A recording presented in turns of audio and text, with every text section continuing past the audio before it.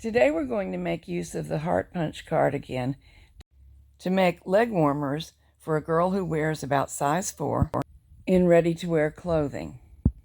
If you haven't punched a card yet, here's the video that will explain to you how to do so. Select a comfortable number 1 yarn that can be adjusted to get 7 stitches, 10 rows per inch on a standard gauge knitting machine. If you are looking to buy yarn locally, these are the 2 that I would recommend. We'll start at the top with the card inserted upside down, knit a top hem, knit down towards the ankle, making some decreases for shaping, and finishing with a bottom hem. The written version of this pattern appears in this book, which is an addition to Kid Stuff for Girls. The written version includes sizes 4 through 12. And here's how it works. From now on, everyone who buys Kid Stuff for Girls pictured on the right also receives Calling All Girls on the left. Also, I'm sending Ravelry notices to everybody who already owns the book, and they get the new additional file for free to upgrade their volume. Insert the card on the first patterning row and lock it there. For brothers, find that row by inserting the card upside down, selecting KC. Run the carriage back and forth over empty needles and you should see this pattern. Lock the card there. On silver reeds and their relatives, roll the card in until you see the feelers display the same pattern I showed you for the brother machine. The feelers display the pattern only in the card locked position. This card is displaying the first patterning row with the heart right side up, and we may do that later depending on how you want your ankle hem to be. But this time, look for the other pattern, 2 needles selected, 1 not selected, just as you saw on the brother needles. Cast on by E-wrapping 52 needles. At main stitch size minus 1 whole number, because we're knitting the interior layer of the hem, knit 28 rows. The card should remain locked on the first row. With the carriage on stockinette settings, it will just ignore the card.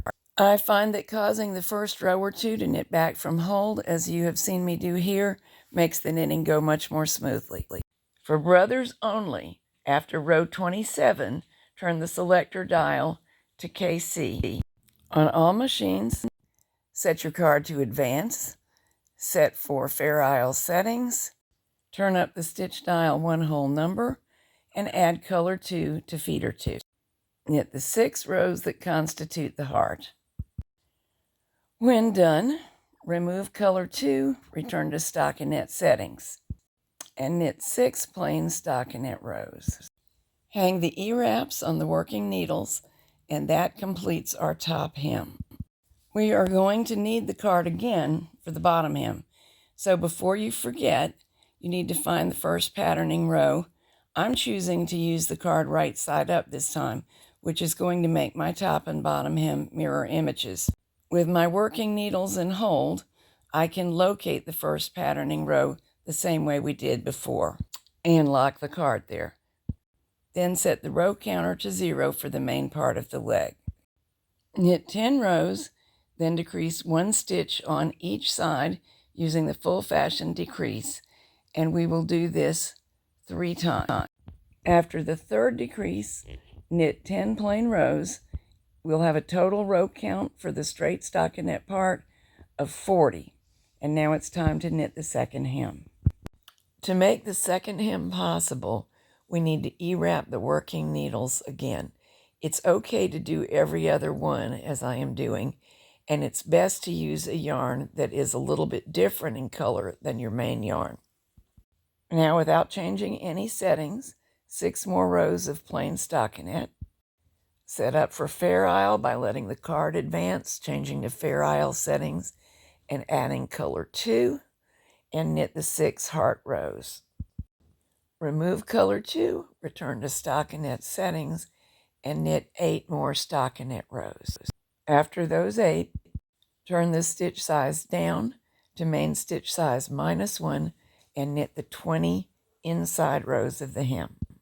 The stitch sizes that have been working for me on my Brother 892 are 7 for the main part of the leggings, 6 for the interior of the hem. Now lift that most recently made row of E-wraps and hang them on the working needles. You will see that I have different yarn on the inside of my hem layer.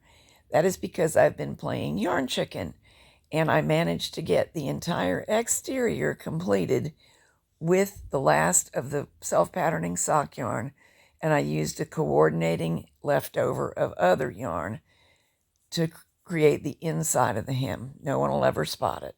Or at least they wouldn't have had I not just confessed to you.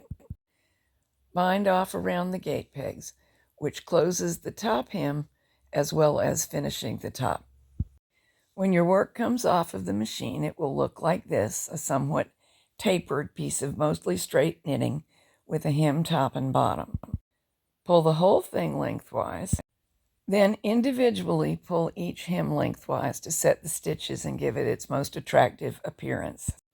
Seam the edges together along the dotted lines as shown, making sure to seam the 2 layers of each hem separately.